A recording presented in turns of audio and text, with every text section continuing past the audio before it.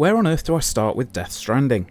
When a code for one of the most anticipated games of the year, if not all time, shows up in your inbox almost a full month before release, you get an inkling that Sony are probably quite confident in the game. Fortunately, they have every right to be.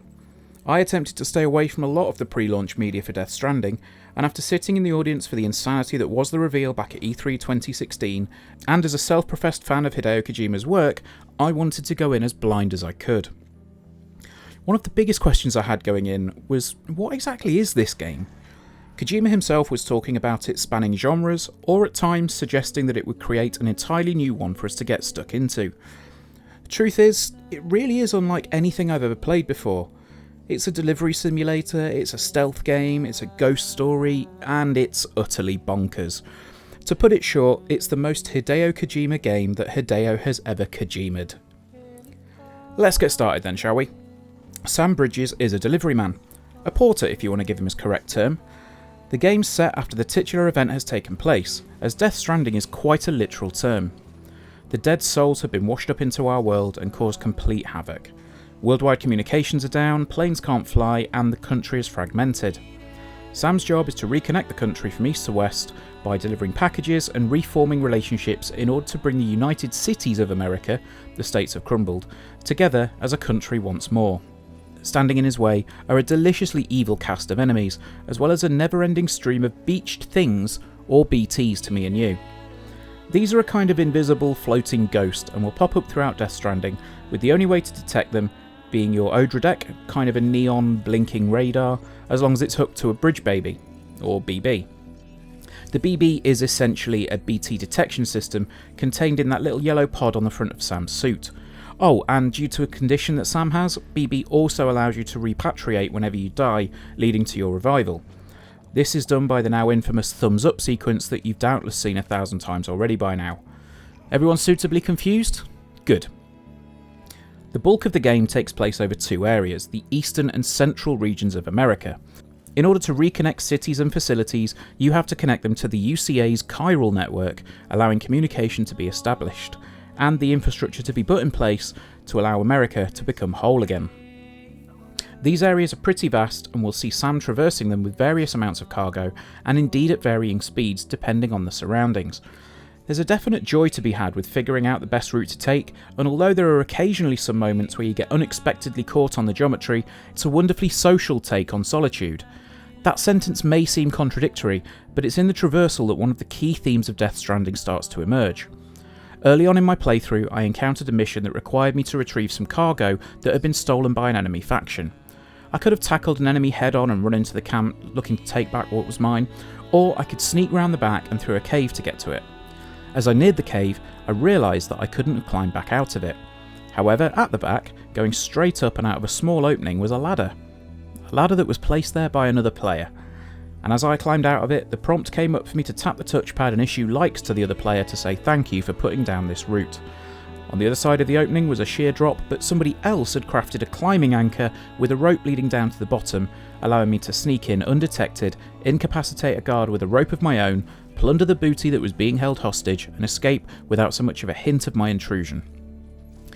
As the game progresses, these little helping hands from other players manifest themselves across the entire world.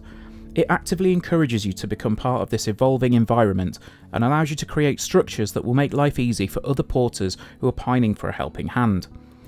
It's taking some of the mechanics from the Souls series, leaving notes and stuff like that, and amping them all the way up to 11. Seen a big river that you need to cross? Plop down a bridge. About to head up a steep and snowy incline but don't need all your cargo? Stick a postbox down and allow people to temporarily store stuff. Vehicles become available which can be left in facilities or just out and about in the world for others to pick up and utilise, and you can even contribute materials to other players' structures to upgrade them, or protect them from falling victim to the other more natural enemy in the game, which is called Timefall. Timefall is, for all intents and purposes, rain that speeds time up. Of course, this sounds like a typical video game concept, and I suppose it is, but what it does do is add a sense of urgency to your deliveries and traversal, as Timefall not only damages the containers for your cargo, but heavy storms also signify the presence of a gang of BTs. When your Odradek starts spinning and BB starts crying, You need to move as silently as possible, which is enabled by holding your breath, lest you be caught by a floating BT and dragged off through a sea of black tar and potentially resulting in what's called a void out. This will obliterate anything in the vicinity and leave a crater in the landscape as a reminder that you screwed up. Of course, you can leave helpful signs around which warn people of a BT infested area, enabling them to either work their way through it or brave the consequences. If it's not clear so far, I think I should probably state, I absolutely love Death Stranding.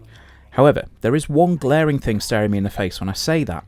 I've tried to stay away from too many specifics in this review, but at times it does feel like the game's asking you to do one too many pointless trips in the early going. The problem with this is that I've criticised plenty of games in the past for doing it, most notably Final Fantasy XIII, which prompted cries of "a game shouldn't take 15 hours to get good" at the time. Thankfully, Death Stranding has something to offer from the get-go, but there is a definite uptick in the pacing after a certain point in the story. At the time of writing, I've completed the main story and I'm currently mopping up side objectives, with well over 50 hours played over the past 2 and a bit weeks. That said, I know it won't be for everybody, and I've got no doubt in my mind that this game will split people right down the middle. As much as Kojima fancies himself as a screenwriting genius, there are some exceptionally on-the-nose moments of writing, particularly when it comes to some of the character names, and plenty of self-referential aggrandizing if you dig into some of the text and expositional lore within the game. The reliance on one artist providing the majority of the soundtrack because they happen to be his new favourite band is a bold choice, but honestly it works. A gentle ambient intro and soothing vocals from Low Roar coming in as you're at the middle of a long trek to your destination is so subtly done that the only blight is when the title of the track and artist pop up in your HUD to give you the details. There is something a little out of place with the branding in the game as well.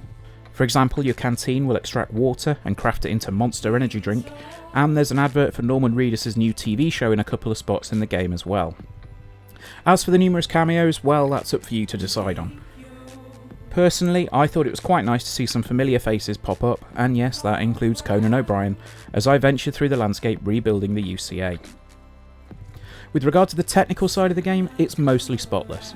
Running on a PS4 Pro, the game runs at a damn near locked 30 frames per second for the entirety, with the only struggles I've seen coming in the late game when boosting a vehicle through a particularly busy area with lots of user-created structures in place. With that being said, Death Stranding does things visually that I've simply never seen before in a video game. There are some absolutely gorgeous set pieces, and even the moment-to-moment gameplay has some spectacular views as well as plenty of suitably weird imagery to go along with it.